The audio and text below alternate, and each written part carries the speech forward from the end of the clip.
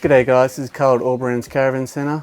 Currently today what we're doing is we're installing a new fridge in this customer's van. Now previously he had a three-way fridge in his van, and what he wanted is he wanted to swap that out with a compressor fridge.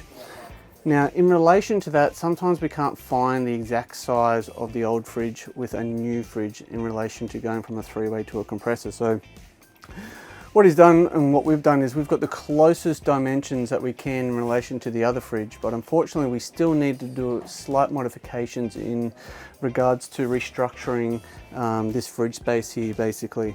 So what we've had to do basically is his older fridge was a lot smaller by 100 mil and it was a lot wider.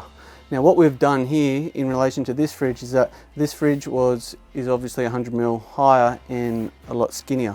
So basically what we've done is we've cut these blocks of wood and we've put it to narrow the gap basically to push the fridge in so the frame kind of butts up against there, just to make it that nice look basically in the end. And what we've done is we've raised the lid a little bit higher, which we'll still have to cut this to modify it, and we've got to bring it back, say probably about another 100 mil here, so it all fit nice and flush around the fridge.